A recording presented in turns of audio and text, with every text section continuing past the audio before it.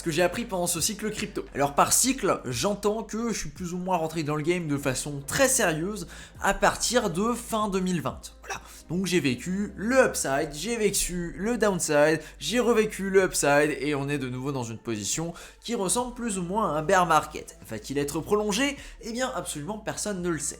Du coup, dans ces 2 ans et demi, j'ai vécu pas mal de choses, j'ai pu m'amuser sur pas mal de protocoles, j'ai monté des projets, j'ai acquéri quand même pas mal d'expérience et on va parler de tout ça dans cette vidéo avec une liste de 10 points que j'ai mis en avant et qui pour moi sont très importants parce que ce sont des connaissances que j'ai acquises lors de ce bull run que je n'avais absolument pas au tout début de celui-ci. La première chose, c'est de comprendre le jeu musical des L1. Les L1, t'en as entendu parler, forcément. Ici, t'as le petit exemple, j'avais même fait une vidéo sur le sujet avec Binance, Solana, Avalanche, Phantom, il y en a tout plein. Les Layer 1, tout simplement, ce sont des concurrents, ce sont des blockchains qui veulent se positionner comme concurrents à Ethereum pour réaliser des transactions, mais des transactions et très souvent, plus que ça, des smart contracts sur leur blockchain. Ça permet aux gens de débarquer dans le game et de dire je veux développer ce projet-là, je vais développer le smart contract et je vais le mettre sur cette blockchain-là parce que j'ai une petite préférence pour celle-ci ou alors parce qu'elle est plus rapide ou autre. Ça va dépendre du marketing qui est réalisé par la blockchain et ça, on a pu le voir tour à tour, les blockchains qui étaient hype se sont succédés lors de l'année 2021. Au tout début, ça a commencé par la BSC. Et après, on les a tous vus s'enchaîner. On a vu du Solana qui a commencé à prendre énormément de valeur, du Phantom, de l'Avalanche. Bref, la totale, toutes ces blockchains-là ont pris énormément de valeur. Et il y a eu une rotation qui s'est faite entre le capital. C'est-à-dire qu'il y a plus ou moins une technique, une méthodologie, une stratégie à appliquer pour faire en sorte que ta L1, elle va fonctionner. Et tu peux regarder, à œil, tu vas checker, tu prends ta petite loupe, tu regardes chacune des blockchains qui sont dans la liste là et beaucoup plus d'autres sont en fait ont réalisé cette blueprint.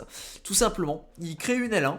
Ils mettent en avant la tech, ils payent les développeurs via des systèmes de grants par exemple, c'est-à-dire que les développeurs, il y a un fonds de 1 million par exemple qui est distribué aux développeurs qui vont développer des trucs cool sur la blockchain.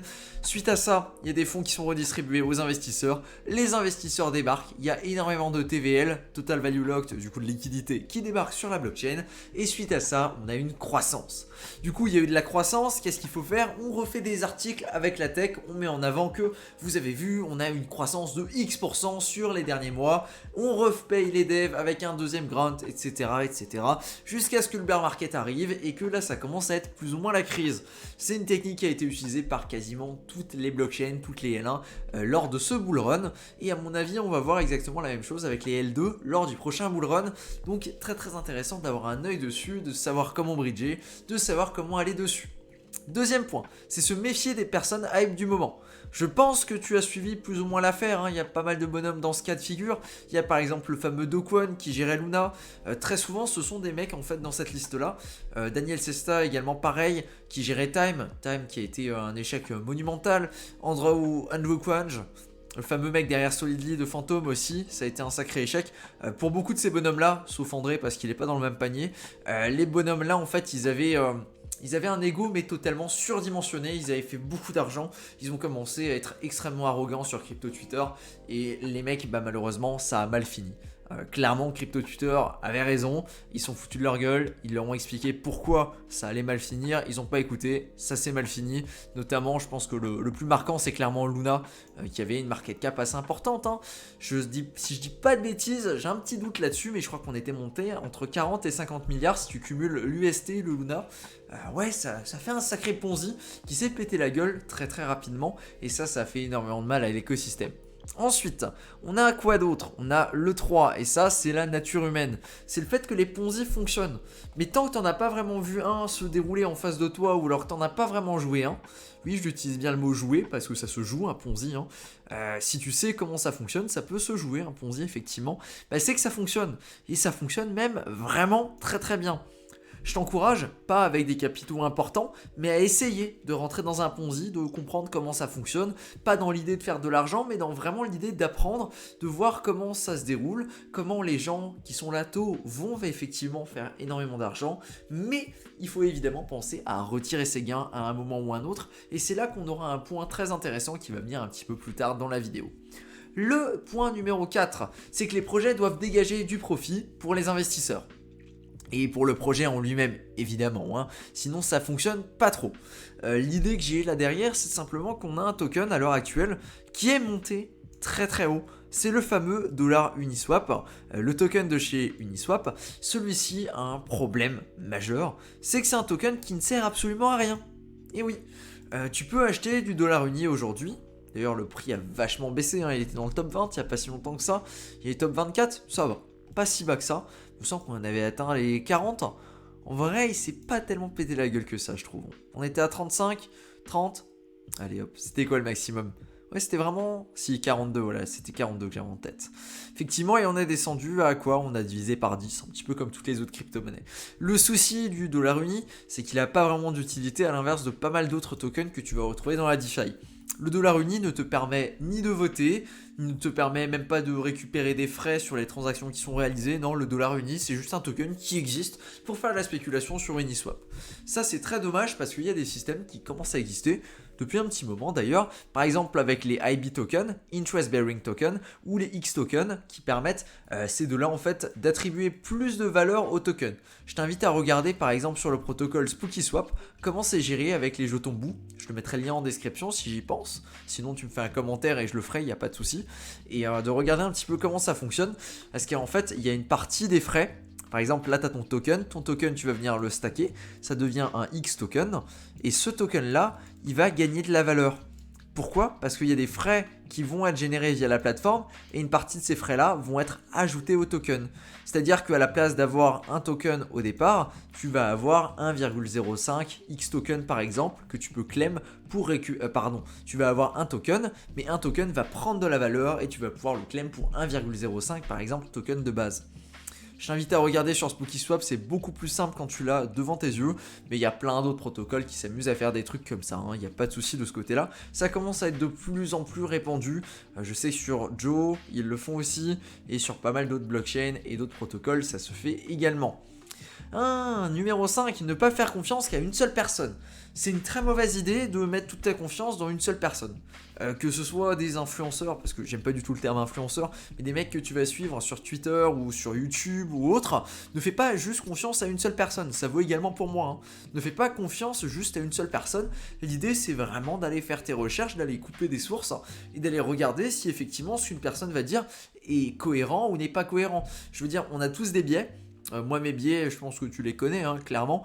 C'est Phantom et Métis. C'est deux blockchains sur lesquels je suis extrêmement biaisé parce que j'ai des investissements là-dessus, spoiler alerte.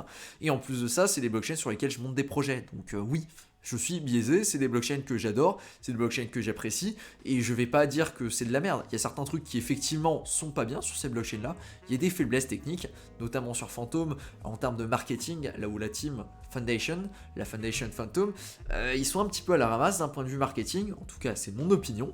Mais clairement, tout le monde va avoir ses propres biais. Il y a des mecs qui vont être biaisés envers Luna, comme c'était le cas, parce que Luna, ça leur avait rapporté énormément de thunes. Il y a des mecs qui vont être biaisés envers Avalanche, etc., etc. Chaque blockchain va avoir ses maximalistes, et va avoir des mecs qui sont complètement biaisés et qui sont totalement pour la blockchain.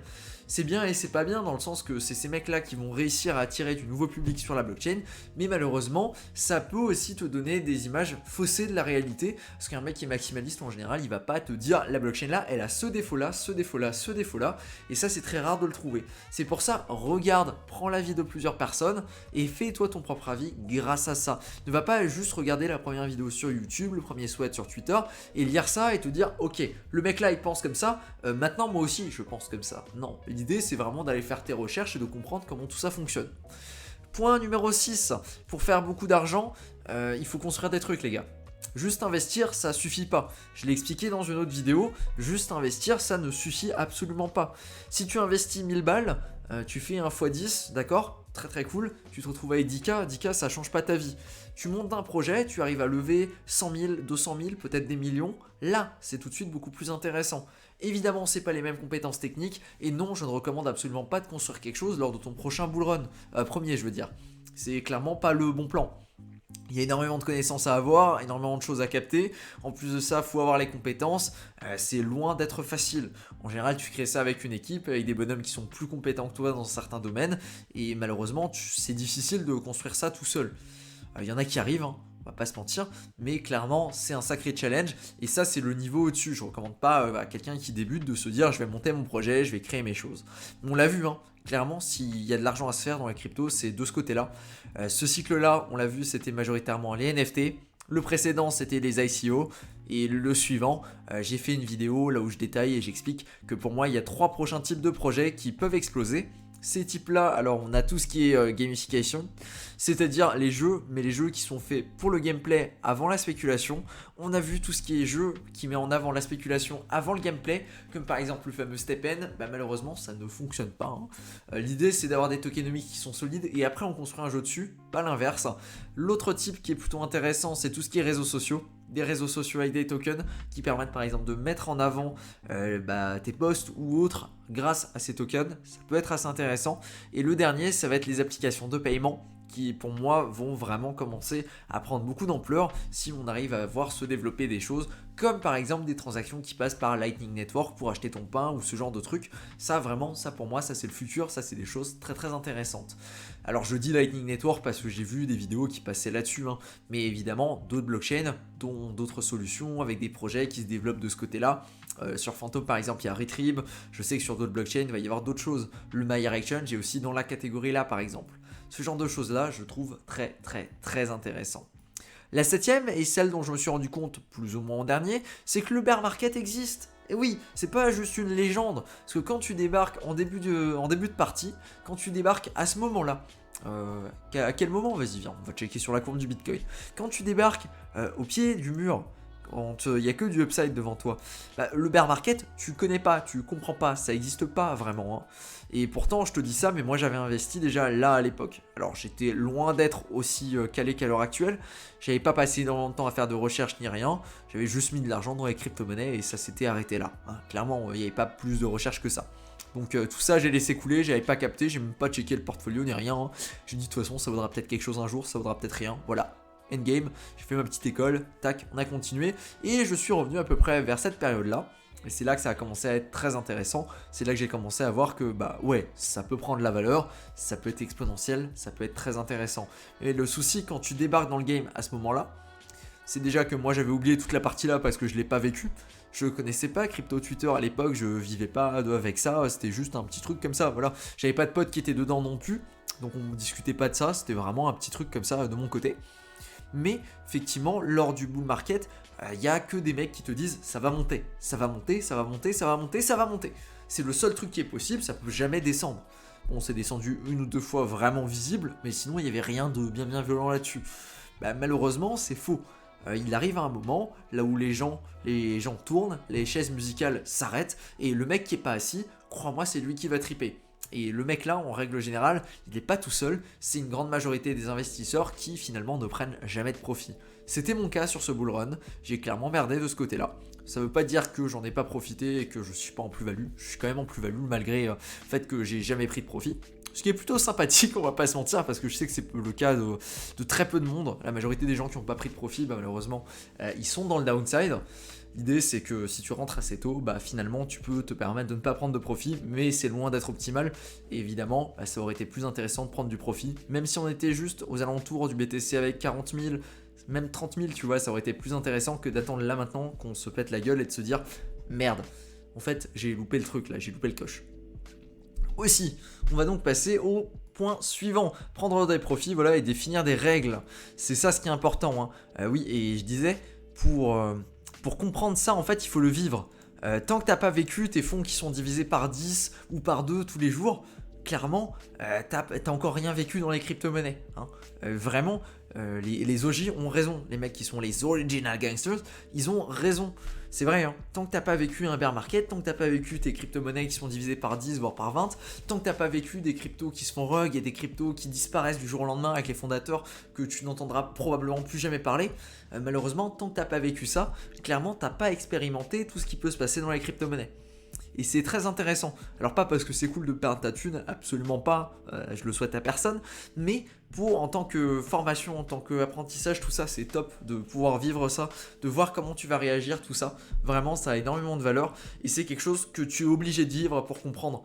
C'est facile de voir des mecs qui perdent de la thune dans Luna et de pas comprendre pourquoi les mecs ont le seum, mais si tu le vis, crois-moi, c'est pas du tout la même chose et tu comprends clairement que c'est pas la même chose quand tu joues, quand tu as du skin in the game, que quand tu es simplement en tant qu'observateur et qu'il se passe pas grand chose, que dans tous les cas tu t'en fous complètement parce que tu es en stablecoin. C'est quelque chose à vivre pour le comprendre et c'est pour ça que là à l'heure actuelle c'est plutôt intéressant je pense parce que tu peux comprendre clairement ce qui est en train de se passer à ce moment-là. Ensuite, tac, risk on quand le marché est cool, risk off quand c'est la panique. C'est un petit peu cette notion de savoir gérer sa notion de risque. Clairement, des erreurs que j'ai commises également.